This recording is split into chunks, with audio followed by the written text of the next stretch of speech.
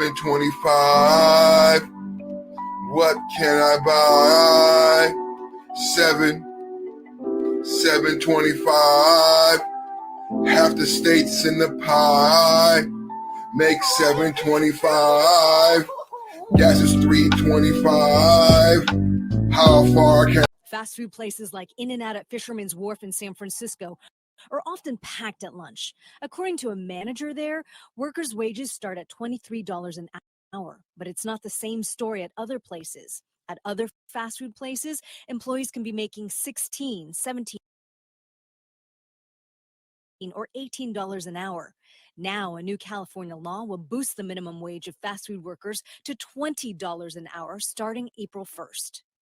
The minimum wage has been too low for too long. Then it's a redistribution of wealth to the workers, so they can have a better standard of living. People are going to get more money, but on the other hand, everything's going to go up for everyone as well. So, John and Cinnabon.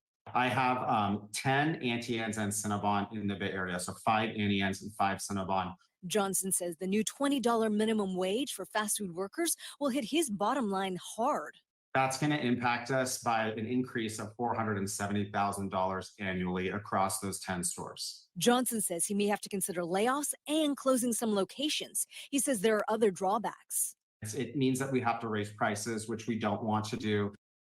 Out to get a pay raise next week. The minimum wage goes up from $16 an hour to $20 an hour.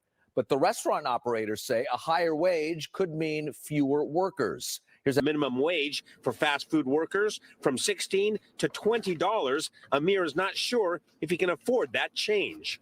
As an owner or as an employer, you have to have coverage to pay them. If you cannot, you have to shut your door, or they're going to lose the hours. Anyway, it's going to be lose for both sides, either employer or employee.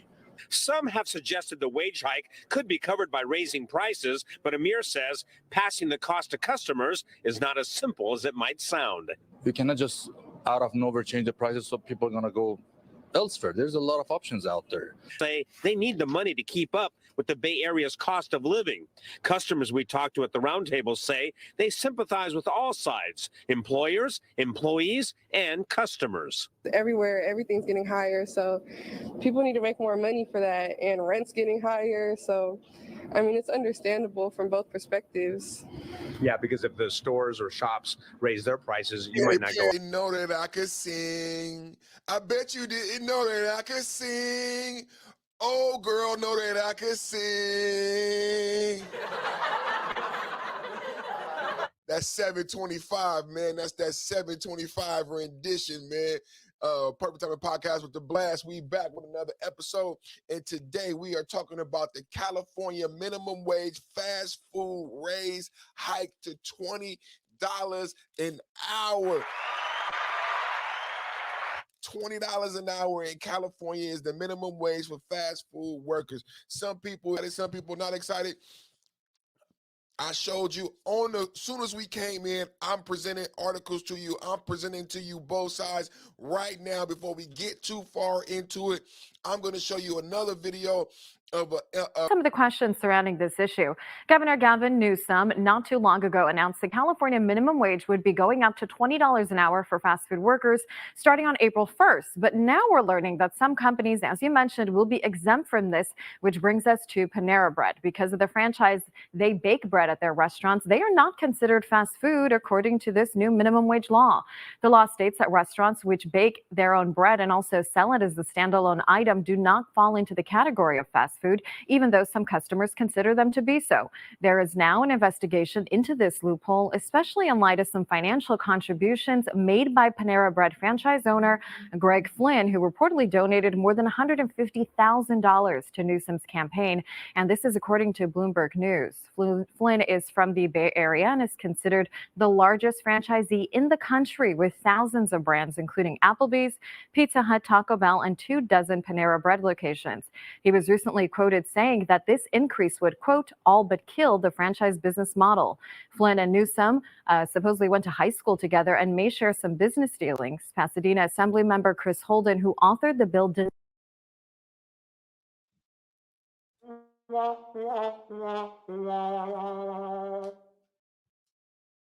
Wow. They went to high school together, and there's a special provision and cutout for Panera Bread. Let's keep going. $20 an hour, fast food only, except Panera Bread and people who bake their bread. Let's keep going. Denies any conflict of interest. We've got a complete ethical problem going on here where a billionaire business owner has put in a special exemption into a bill, and we don't even know how it got in there in the first place. We have a fast food council that allows for anyone to say, hey, you know what, why don't I get credit for benefits? I pay for college scholarships. Shouldn't I get credit for that? That's for the council to work on. And this is a statement from Newsom's office saying this legislation was the result of countless hours of negotiations with dozens of stakeholders over 2 years. Staff in the governor's office met with dozens of business owners as well as union representatives, and which is expected when policies of this consequence are moving through the legislature. Now, as far as other locations will not be able to claim the same exemption as Panera Bread, and fast food locations like Chipotle are already raising prices. What I would want to ask you, to people who don't live in California, who may be looking at this and like, California always messing up stuff. Everything starting California first. You know what I'm saying? Legalized marijuana was in California first. Legalized gay marriage was in California first.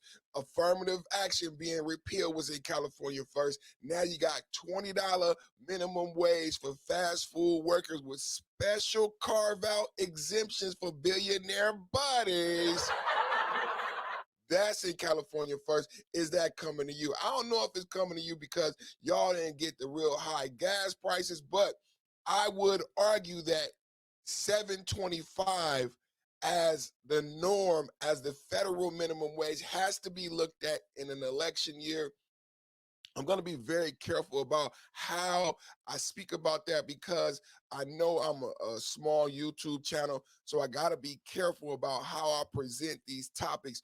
But I'm not telling you how to vote. I'm not telling you who to vote for. I'm just saying, in my opinion, in an election year of a presidential election, one of the things you have to look at is the federal minimum wage. And now with this law going into effect on April 1st, you have a comparison to look at. You can say to yourself, medium home prices in California are not that different than what they are in Washington or North Carolina in certain cities like Wilmington. So how is it that workers in California garner a $20 minimum wage, but then workers in the South, mostly in the Bible Belt, have a $7.25 federal minimum wage? Rest in peace, Jada Youngin. I did a story on a young drill rapper who passed away. He was murdered in front of his home. His father was shot during the shooting, during the drive-by. One of the things that I highlighted during my coverage of the passing away of Jada Youngin was the fact that he had grown up in a southern town where the median income was like 12,000, but the median income was less than $20,000 a year for everybody who lived in that town. And similar to the numbers of 70% of the people in California eat fast food weekly. Well, in this town, it was like the numbers were like 70% of the people who made this $12,000 a year work at the local Walmart. So in this town where this drill rapper who had got national fame and unfortunately came to demise over his rap songs, there's a great YouTuber by the name of Ayo Kaseko and the Big Facts the original creator of the Big Facts podcast, the Rap Trap, and he talks about this to where for Jada Youngin, he didn't have a choice but to come out as this guy who was so authentic that it would get him in altercations locally, right? So he garnered the national fame, but with that, he also garnered attention of local people who are also on the street level who trying to get out of this environment where the median income is $12,000 a year. Jada Youngin is now having Corvettes and jewelry all on television. And the individuals in this city, the median income, I hope you understand what that means, that typically most people in the town don't make more than anywhere from $12,000 to $17,000 a year.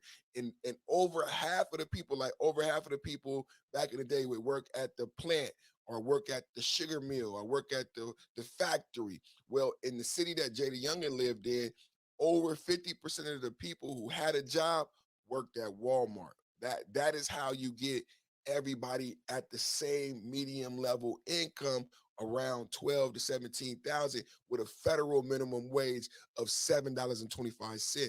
And you could just extrapolate from there the type of poverty and issues that go along with when you're dealing with current inflation in an environment. See, I don't think everybody understands that these things, we live in big cities. Most of the people who watch me, I do things on Memphis and Oakland and San Francisco. So we live in New York, in Miami. We live in these big cities. We don't understand how most of America. So that's why I start the video with that song. So I want to get your attention. Some people are going to say you can't sing. He doesn't know it. The reason I sing those lyrics is to get you to focus on the fact that most of America is working for a minimum wage of $7.25.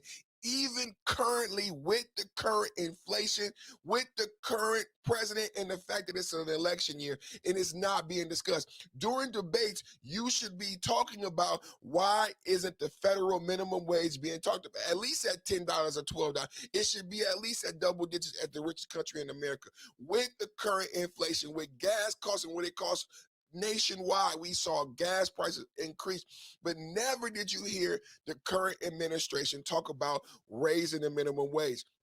I'm not picking on anybody. I'm not telling you who to vote for.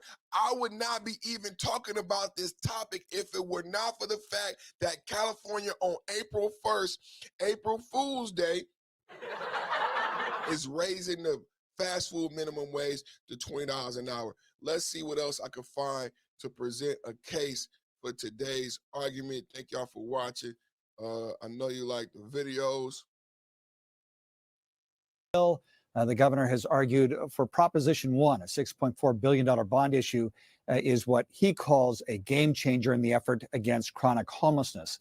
But while the ballot measure has been the governor's priority, his efforts have been diverted by that controversy you mentioned, Kathy, involving the state's new minimum wage law for fast food workers. Under the law, the governor signed last year, the food workers that it's a friend of Gavin Newsom who doesn't have to pay the $20 an hour minimum wage. But it turns out, A, it's not true. He never talked to me about it, period, full stop. So it's an He didn't absurd have story. to talk to you about it. There were some discussions around bakeries and this and that, but in relationship to this story, it's absurd. It's a coincidence that that this new minimum wage law did not impact a campaign contributor of yours. It does impact. The Restaurant Association just came out with a statement saying it does impact. The backup to that. So here's the problem, is that the law impacted just those who work for fast food restaurant chains. There was a provision in it that singled out those who make standalone bread products, bakery products, and that it appeared, according to Bloomberg News, who did a deep dive into it, to have helped the governor's friend, a guy named Greg Floyd, who is runs 24 different Panera bread restaurants in California. The governor, as you saw right there, pushed back on that, as saying that a new analysis of that bill says they would be covered by that minimum wage law. But, he's quite, it appeared it is still somewhat concerning that the governor. So that's clarification for us right there. So I knew that already, but I wanted to let that come out in the reporting. So what's come out in California is that because of the hot water and Gavin Newsom, let me say, because of the current issues that the current governor of California is facing, there was a new appraisal of the law in its application. In that appraisal, Panera Bread is now also included in the $20 rate hike. That's what they're reporting right here. So congratulations. Good work being done there by the governor of California, clarifying a misconception by the Bloomberg News reporting team, who did an excellent job of deep diving and putting out the fact that establishments that bake their bread would not be included in this, and that for a time Panera Bread was under the assumption, but that has been clarified. and the clarification just came right now. Per Time Podcast with the blast. I see my internet. No longer use their own employees to deliver pizza. Franchise owners are expected to cut more than 1,000 delivery drivers starting in February. KTVU's LaMonica Peters live now in San Jose with more from a local analyst who tells us how the new minimum wage requirement plays a role in this decision. LaMonica. Julie, I spoke to an analyst who says that Pizza Hut isn't known for delivering pizzas. And now that they are asking them to pay higher wages to their drivers, it's just not working for their bottom line any longer. Pizza Hut restaurant, nicer pizza, you ate in there. The home delivery was never the core part of their business. Starting in February, Pizza Hut lovers will no longer be able to order delivery directly from the local restaurant. And one customer we spoke to isn't happy about it. I think it's a horrible decision, we should definitely. The problem with that is that during the pandemic, I think that most of you know that Pizza Hut was one of the locations that shut down inside dining. So if you've noticed, several fast food chains like Domino's and Pizza Hut, who used to have inside dining, no longer have inside dining location. One of the announcements that was made, I talked about it here about 6 months ago, is that Pizza Hut announced that they would no longer have dine-in locations. So when they argue the fact that they're not a delivery business, that is actually not true. They morphed into a delivery business during quarantine, and they haven't changed to say that they're going to reopen dining locations. They haven't reopened dining locations. That's what I've experienced. You got to tell me in the chat what you have experienced. Let me know what you think about this. Like I said, we're feeling the effects right now. This has already happened. I'm going to go to another news report that will show we already have seen 1,100 Pizza Hut delivery drivers laid off, and I anticipate they won't be the only company to do so. Put money in the community so everybody can survive. Everybody out here is having a hard time right now, and firing people is not the solution, man. Pizza Hut franchise owners recently announced that they will cut over 1,200 delivery jobs throughout the state next year. In April, under Assembly Bill 1228, the minimum wage requirement for fast food restaurants increases to $20 an hour. Pizza Hut will now have its customers rely on companies like Grubhub, DoorDash, and Uber Eats for deliveries. Basically, DoorDash has done to restaurant home delivery what Amazon has done to retail. Highly predictable, a business model that really works. And so consumers now, and particularly with the pandemic, there was just a lot of home delivery business that was happening. California's minimum wage increase for fast food workers will impact 30,000 restaurants statewide. Other restaurants like Chipotle and McDonald's. So he agrees with my assessment that Pizza Hut adapted during the quarantine. The one thing that you should know also with Pizza Hut moving toward Uber Eats and DoorDash is that there have been reports in California that when California went to $16 an hour minimum wage, there was also a similar assessment done on how much actually you make an hour driving Uber and Uber Eats, and it said it was $6.20 to $7 an hour. So it's not on par with the state minimum wage, and that's when it was $16 an hour. Uber Eats is $7 an hour. So the reason why, because you would say to yourself, okay, why would Pizza Hut just shift the cost over to Uber Eats? The reason is Uber Eats drivers are not making $16 an hour, nor would they ever make $20 an hour. Uber Eats drivers are making $7 an hour. So it's better for Uber, but not better for the employee. This is just one example of what's happening with the $20 rate increase. It's 1726. 725. Really? Around $14, $15. It's $15 ish. The federal minimum wage is $7.25. Oh. Federal, is it 725? Yeah, perfect. That is the federal minimum wage right now. It's 1726. 720. We have to raise the federal minimum wage to $15 an hour. You can have a full-time job and still live below the poverty line. It's not right. Lots of businesses are barely scraping by already. If their labor costs go up, they'll have to close, and that means fewer jobs. If companies can't stay afloat without exploiting their workers through low wages, then they shouldn't exist in the first place. Look, maybe $15 an hour makes sense in some expensive places, but it's unnecessary where the cost of living is low. Minimum wage should be decided at the state level, not nationally. We have to raise the federal minimum wage to $15 an hour. You can have a full-time job and still live below the poverty line. It's not right. Lots of businesses are barely scraping by. These are the two arguments. What do you believe? Should the federal wage be raised or should it be done at the state level? It's $7.25 now. I think this video was made before the inflation because you got this inflation and $5 gas is hitting the entire nation. How can you survive off of $7.25 when gas is $5 a gallon?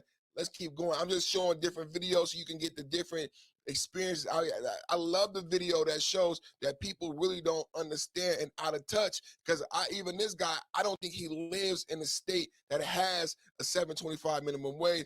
Wage equal to the federal rate of $7.25 per hour. My answer would probably be none. I'd say like around 47. I want to say 27. 22. That's really close, 20 states. Many states have a minimum wage equal to the federal rate of $7.25 per hour. My answer would probably be none.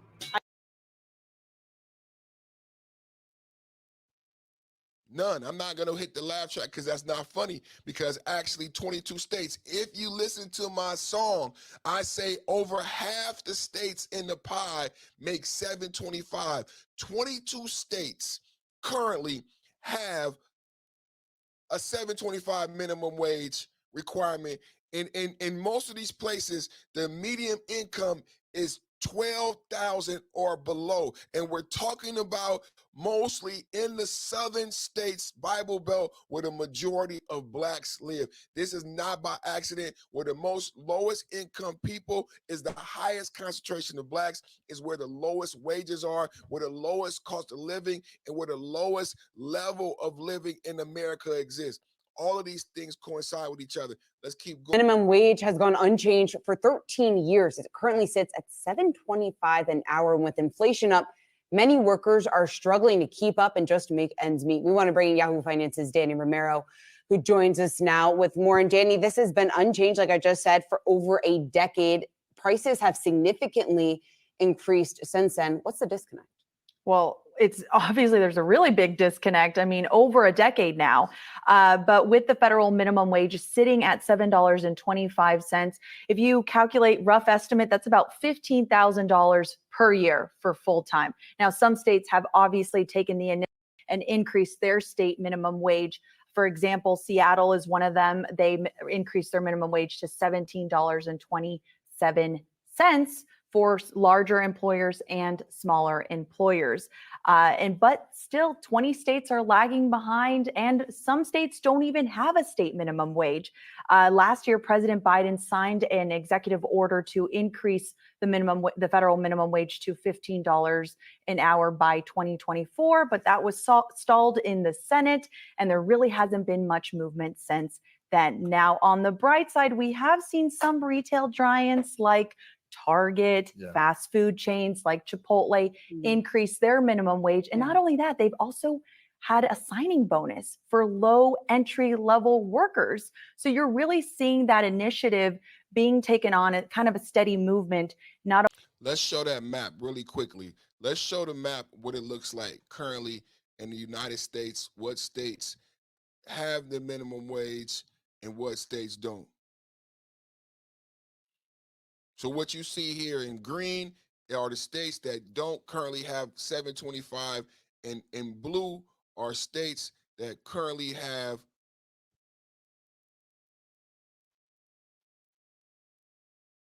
no change in the minimum wage, right? So all the blue states that I talked about, all the southern states, all in the Bible Belt, 725. New Hampshire even, Pennsylvania, West Virginia, Kentucky, Indiana, Tennessee, North Carolina, South Carolina, Georgia, Alabama, Mississippi, Arkansas, Louisiana, Texas, Oklahoma, Kansas, Nebraska, Wyoming, Utah, Idaho, North Dakota, all these states, $7.25. Just to get a clearer picture of what we're dealing with. All the states in blue, $7.25. Let me see if I can make that bigger. There we go. All the states in blue, $7.25. Just to put a perspective on what we're talking about today. All the states in blue, $7.25. Laid off 1,100 delivery drivers ahead of hike. Ahead of statewide minimum wage increase for fast food workers, hundreds of California Pizza Hut franchise announced cuts to their delivery services, laying off more than 1,100 drivers, according to federal state filings. Now, if this becomes a trend, now what if this becomes a trend? So, like I said, everything starts in California. But what if franchisees in California recognize that they can make more money by firing the delivery drivers? And what if you live in a state where the minimum wage is $7.25, but they still have Uber and DoorDash, and a very savvy pizza owner says, well, I don't care if I don't got to pay $20 an hour. I'm still going to fire my delivery drivers because, like the guy said, it's not part of my business model, and I shouldn't have to pay a delivery driver when I now have Uber Eats and DoorDash. So what's to stop somebody in the blue state that I just showed you who has a federal minimum wage of $7.25? What's to stop Pizza Hut owners or Domino's or any delivery owners for firing their delivery drivers despite what the minimum wage is? So I just wanted to say that. Y'all let me know in the comment section, man. So I just wanted to present that article to you. Pizza Hut locations run by two different franchise operators reported that they have changed their business models. What is the stop? That's what the article is saying, that Pizza Hut franchisees have said that they have changed their business models. So we don't believe in discrimination in America. If a California franchisees can do it, then I can do it. What's to stop me from saying I no longer need a delivery driver? I'm going to rely on Uber Eats and DoorDash also. It's good business. It's not good for the employees, not good for the American people. This is going to have a lot of downstream effects. I want you to let me know in the comment what you think. California wage increase, $20 an hour, and the national average is $7.25. So I want to know from you what you think. What you think? We got it right here. National average, $7.25. $7.25. $7.25. What can I buy? $7.25. Half the states in the pie make $7.25. Gas is $3.25. How far can I drive for $7.25? $7.25. $7.25. How much can I buy?